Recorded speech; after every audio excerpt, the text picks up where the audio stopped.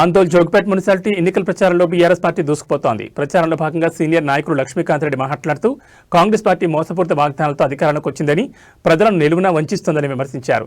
కేసీఆర్ హయాంలో జరిగిన అభివృద్ధి పనులు బీఆర్ఎస్ అభ్యర్థులను గెలిపిస్తాయని ధీమా వ్యక్తం చేశారు. ఈ ఎన్నికల్లో బీఆర్ఎస్ అభ్యర్థి మలకల మాదేవి బలరాంని భారీ మెజార్టీతో గెలిపించాలని, కారు గుర్తుకు ఓటు వేసి అభివృద్ధికి బాటలు వేయాలని ఓటర్లను కోరారు.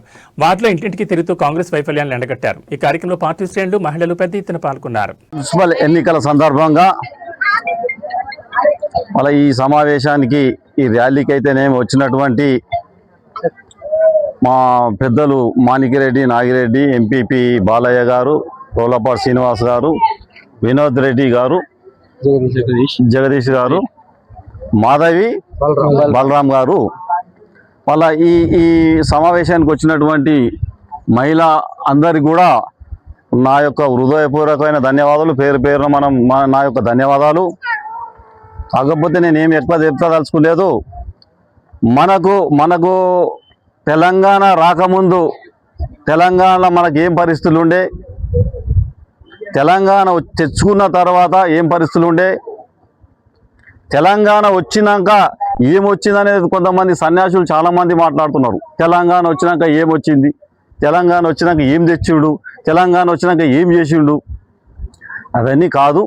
మనకు ఒకవేళ తెలంగాణ రాకపోక ముందు మన నాయకులంతా మోచేతి కింద నీళ్ళు తాగేటోళ్ళు అంతా హైదరాబాద్, ఆ రాయలసీమ నాయకులకు కింద మోచేతుల కింద నీళ్ళు తాగి బతికిన వాళ్ళు. వీళ్ళకి ఏదో కుక్కకు బొక్కేసినట్టు వేస్తే, ఏదో ఒక ప్లాట్ ఇస్తే, ఏదో ఇల్లు ఇస్తే హైదరాబాద్ నివాసం చేసుకొని అక్కడిని ఉండి మళ్ళీ 5 ఏళ్ళ నాటి కూడా ఈ ప్రజలను పట్టించుకున్న పాపాన పోలేదు వాళ్ళు. అటువంటి పరిస్థితి మనకుండే.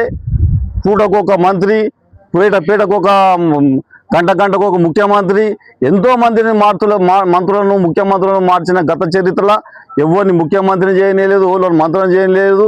మన తెలంగాణ ఎలాంటి అభివృద్ధి కానియలేదు. కానీ తెలంగాణ వచ్చినాక ఏమైందంటారు, ఏం సాధించారు అంటారు, ఏం చేసిరు అంటున్నారు. తెలంగాణ రాకముందు మన దగ్గర ఏం పరిస్థితి ఉండే, ఈ ఆందోళన చల్లర కూడా నేను చూసిన కాడికి ఒక 10-15 ఏళ్ళు కాదు, 20 ఏళ్ళ కింద కూడా, 20 ఏళ్ళు కూడా ఒకనాడు అల్లుకెళ్ళిన పరిస్థితి లేకుండే. అది ఈ రోజు ఈ తెలంగాణ వచ్చిన తర్వాత ఒక్కసారి కాదు, సంవత్సరంలో 4 సార్లు అల్లుకెళ్తున్నది. వెళ్తలేదా? మళ్ళీ ఆ పరిస్థితి ఉన్నది ఇప్పుడు. అదే కాకుండా గతంలో ఏముండే, కరెంటు లేకుండానా? కరెంటు ఉండే, కావాలని దుర్మార్గం కొడుకులు ఇవ్వలేదు. మీరు అర్థం చేసుకుంటున్న జనాలు దుర్మార్గం. మన దగ్గర అన్ని వనరులు ఉండగా కూడా తెలంగాణకు ఒకవేళ నీళ్ళు ఇస్తే, కరెంట్ ఇస్తే రైతులు బాగుపడతారు, మంచిగా అవుతారు. కాకపోతే వాళ్ళు మంచిగానే తెల్లారు, మనకి ఎవడు భూములు అమ్మాడు, ఏదమ్మాడు, వాళ్ళని గట్టినే ఉంచాలని ఉన్న కుంటలు చెడని మొత్తం ధ్వంసం చేసిన కొడుకులే వాళ్ళు, గత పాలకులే. మళ్ళీ అది కూడా మనం ఆలోచన చేయాలి. 30-35 వేల చెడు కుంటలు నాశనం అయిపోయినాయి. కేసీఆర్ వచ్చిన తర్వాతనే మిషన్ భగీరథని పెట్టి ప్రతి కుంటను, ప్రతి చెరువును అభివృద్ధి చేసినా లేదా? చేసుకున్నాం కదా. మరి చేసుకున్న తర్వాత ఈ రోజు నీళ్లు వచ్చినాయి. మన నిధులు నియామకాల గురించి మనం